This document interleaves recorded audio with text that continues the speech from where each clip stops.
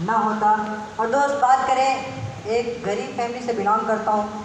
अंडे का ठेला लगाया था करता था, 6 साल की उम्र से अंडे के ठेले पे रहता था। कभी मेरे दोस्त बात करें जवानी, जो जवानी होती है, खेलने खाने की उम्र होती है जवानी का, वो जवानी मैंने बिता दी अंडे की ठेले पे। सोच के देखिए दोस्त, एक खेलने खाने वाला बच्चा जिंदगी भर अंडा फोड़ा है, कभी खेला नहीं है। क्या होता है ज़िंदगी, क्या होता है खेल। दोस्तों मतलब ज़िंदगी बहुत रो रो के बीती है, बहुत गरीबी को एकदम नज़दीक से देखा हूँ। और दोस्तों हमारे महागुरु जी कहा करते हैं कि गरीबी में पैदा होना बुरी बात नहीं है, लेकिन गरीबी में पैदा होकर मर जाना ये बहुत बुरी बात है। अगर भगवान ने हमें 2 हाथ दिया है, 2 पैर दिया है और दिमाग दिया है, तो उसको हम करके आगे बढ़ सकते हैं। और दोस्त सबसे अच्छी चीज़ है, गुरु जी बताते हैं कि अगर हमारे पास, हमारे दरवाजे पे कोई अवसर आता है जहाँ से हमें आपको पकड़ के हमारी आपकी ज़िंदगी बदल सकती है, तो दोस्तों अवसर को ठुकराना नहीं चाहिए, उस अवसर को पकड़ के काम करके अपने सपनों को पूरा करना चाहिए। दोस्त बात करें, अंडे का ठेला लगाया करता था बचपन से। मतलब जब जैसे मैं चलना शुरू किया तो मेरे पिताजी साथ साथ में बिजनेस में ला दिए। और दोस्त बहुत मैं स्कूल में, जैसे जब मैं पढ़ता था तो पढ़ाई में काफ़ी वीक था, क्योंकि दोस्त एक बच्चा सुबह स्कूल की ड्रेस पहन के जाता था स्कूल, फिर शाम को जब छूटता है तो आता अपने घर पे आने के बाद खाता पीता है तो खेलता है। और एक बच्चे की नसीब में नहीं थी, बच्चा आया घर पे नहीं, होगी कहाँ पे, अंडे की ठेले पे। वहीं पे ड्रेस चेंज करता था, वहीं पे खाना खाता था और दुकान पे रह जाता था। दोस्तों ज़िंदगी ऐसे चल रही थी। और दोस्त कुछ हमारा जहाँ पे मैं दुकान लगा था तो वहाँ से कुछ जगह चेंज हुआ तो मैं दूसरे जगह पे गया और धीरे धीरे उम्र बढ़ी। और दोस्तों अभी 2 साल पहले की बात बता रहा हूँ, जब सेठ साहब हमारे बीच में नहीं था, दोस्तों ऐसा जगह ठेला लगा कि जहाँ पे मैं मतलब कह नहीं सकता हूँ, दारू के ठीके के बगल, आप समझ सकते हैं, दारू की ठीके के बगल जिसको हम बोलते हैं चखने की दुकान।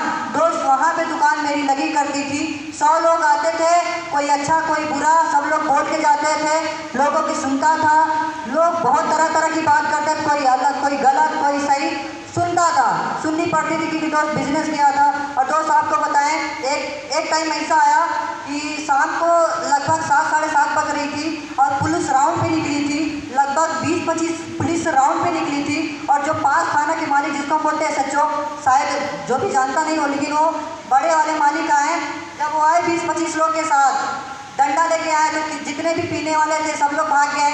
हमारे दुकान पे एक कस्टमर था और वो एक कस्टमर अपना पी रहा था, खा भी रहा था। और मेरी उम्र भी कितनी थी, 16 साल का लड़का था, दाढ़ी मूंछ भी कहने से नहीं आई थी। और एक नाबालिग लड़का था दुकान पे खड़ा था, और नाबालिग लड़का को जब पाए दुकान पे, उसने तो 2 डंडे कस्टमर को मारा। दोस्त कस्टमर को मारा, कस्टमर भाग गया। और दोस्त पुलिस वाले, आपको लगता है उनके अंदर दिल होती है, दोस्तों उनके अंदर दिल नहीं होती है। ये लड़का ऐसे ही ठेले पे खड़ा था, ऐसे सामने गली से आए और डंडा लिए। और जानते होंगे आप, पुलिस की डंडा अगर कोई मार खाया होगा, नहीं मार खाया होगा, दोस्त आपको बता रहा हूँ, ऐसा मतलब बेरहमी से इस बच्चे की 16 साल उम्र की बच्चे को इतनी तरीके से मारा, इतने बुरी तरीके से मारा। 17 डंडे, दोस्त समझ सकते हैं।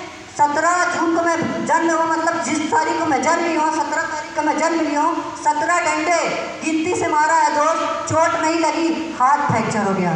सोच के देखिए दोस्त, गली में दुकान थी, इतना तगड़ा तगड़ा मार रहा था कि आवाज़ जो है बाहर तक जा रही थी। लोग बोल रहे थे आपके ठेले पे डंडा मार रहा था क्या, जाने के बाद हमने कहा नहीं, मुझे ही मार रहा था। सोच के देखिए दोस्त। और दोस्त आपको बताएं, मतलब उस टाइम कर भी क्या कर सकते थे, मारा भी, मारने के बाद उससे मैं पैर पे गिर के हाथ जोड़ के माफ़ी भी मांग रहा था कि सर गलती हो गई, दिक्कत है, ऐसा वैसा है।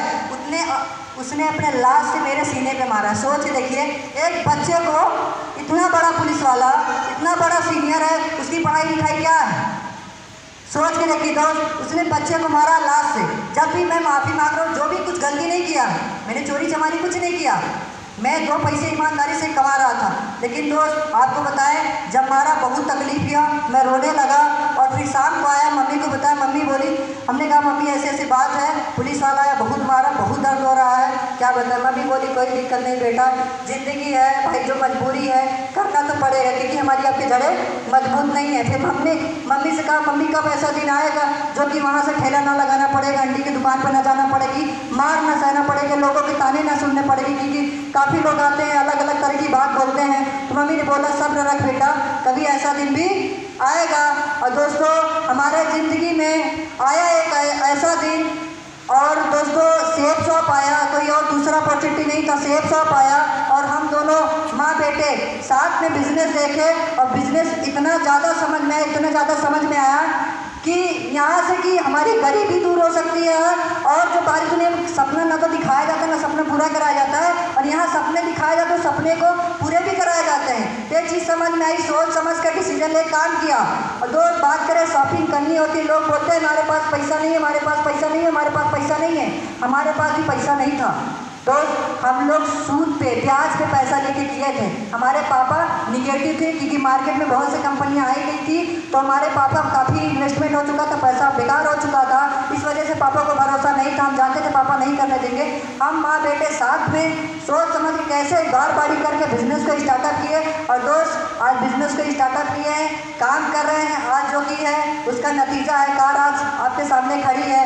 दोस्त आपको बताए काम करता ये नहीं है कि हमारे इस गोल्ड लेवल हूँ, कार लेकर आया हूँ और एक ही आईडी पे गोल्ड नहीं हूँ, अपने आईडी पे हूँ, मम्मी के आईडी पे गोल्ड हूँ, पापा के आईडी पे सिल्वर हूँ। और दोस्त आज बताएं हम भी फील्ड में जाते हैं, लोगों की ना सुनते हैं, लोगों की यहाँ सुनते हैं। लोग तो ऐसी सी बात बोलते हैं कि जितनी तुम्हारी उम्र नहीं उससे ज़्यादा तुम्हारी कमर है, समझ रहे हैं, जितनी तुम्हारी उम्र नहीं उससे ज़्यादा हमारी कमर है। हम कहें ठीक है जितनी आपकी होगी कमर, लेकिन हमारी यही उम्र है, क्या बताएं।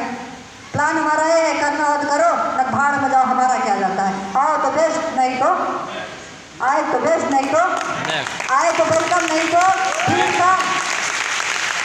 दोस्तों क्योंकि महागुरु ने एक बात बता दिया था, क्योंकि दुनिया में लोगों की कमी नहीं है। अगर आज 10,000 मर रहे हैं तो 20,000 पैदा हो रहे हैं। उसका बाप नहीं करेगा, उसका बेटा करेगा, उसका बेटा नहीं करेगा, उसका नाती करेगा। साला जब तक जोड़ेंगे नहीं छोड़ेंगे नहीं, चाहे जोड़ जाए। और दोस्तों हम भी बहुत निगेटिव हुए, बहुत भी बिजनेस में उतार चढ़ाव आया। और दोस्तों आज जो आपको पूरा श्रेय जाता है, आज जो मैं आपके बीच में 4 व्हीलर कार लेके आया हूँ, कोई ड्राइवर नहीं रखा हूँ, ना कोई ड्राइवर सिखाया है, जो पूरा श्रेय जाता है कार तक, जो इस लेवल तक जाता है, पूरे के पूरे हमारे महागुरु जी। इसके लिए जोरदार ताली दोस्तों। दोस्तों आप जानते हैं हर सफल इंसान के पीछे एक गुरु का हाथ होता है। और दोस्तों हमारे लिए गुरु, हमारे लिए भगवान, हमारे लिए सब कुछ यही है। क्योंकि दोस्तों हमने भगवान को नहीं देखा है, लेकिन इंसान के रूप में हमारे लिए यही सब कुछ है, यही हमारे भगवान है, यही हमारे कर्ता धर्ता है। ये जो कहेंगे हम वही करेंगे, और इनके सिवा हम कुछ नहीं करेंगे, चाहे जो हो जाए।